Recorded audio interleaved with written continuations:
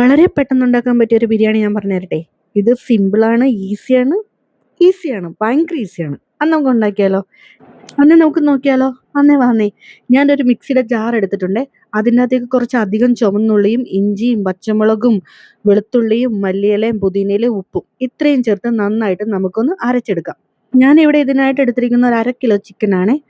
കഴുകി വൃത്തിയാക്കി വെച്ച ചിക്കനിലേക്ക് നമുക്ക് ഈ അരച്ച് വെച്ച ഈ അരപ്പ് നമുക്ക് ഇതിനകത്തേക്ക് ചേർത്ത് കുറച്ച് മുളക് പൊടിയും കുറച്ച് കാശ്മീർ മുളക് പൊടിയും കുറച്ച് മഞ്ഞൾപ്പൊടി ഇത്രയും ചേർത്ത് നമുക്കൊന്ന് മിക്സ് ചെയ്ത് കുറച്ച് നേരം ഇത് റെസ്റ്റ് ചെയ്യാൻ വെക്കാം.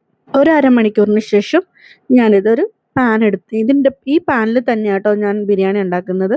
അതിനകത്തേക്ക് കുറച്ച് വെള്ളം ഒഴിച്ചിട്ട് നന്നായിട്ട് ചിക്കൻ നന്നായിട്ടൊന്ന് വെന്ത് വരണം.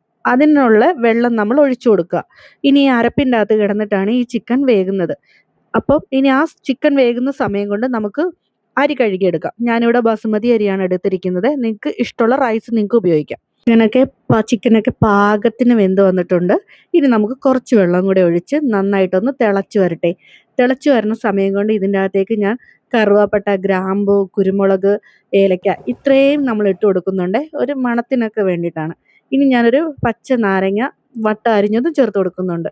ഇനി ഈ അരപ്പൊന്ന് തിളച്ച് വരുന്ന സമയത്തും കൊണ്ട് നമ്മൾ എടുത്ത് വെച്ച റൈസ് ഈ അരപ്പിലൊക്കെ കിടന്ന് നന്നായിട്ട് വെന്ത് നല്ല പാകത്തിനാകും. ദേ കണ്ടോ, ദേ ഇതാണ് അവസാനത്തെ പരുവം. ഇങ്ങനെയായി. ഇത് കഴിക്കാനും അടിപൊളിയാണ്, കാണാനും അടിപൊളിയാണ്. ഇത് ഭയങ്കര സിമ്പിളാന്ന് പറഞ്ഞത് വെറുതെ അല്ല കേട്ടോ.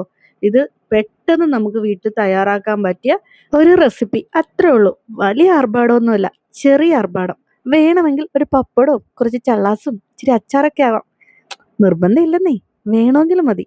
പിന്നെ വീഡിയോ ഇഷ്ടമായെങ്കിൽ സപ്പോർട്ട് ചെയ്യാനും സബ്സ്ക്രൈബ് ചെയ്യാനൊന്നും മറക്കല്ലേ.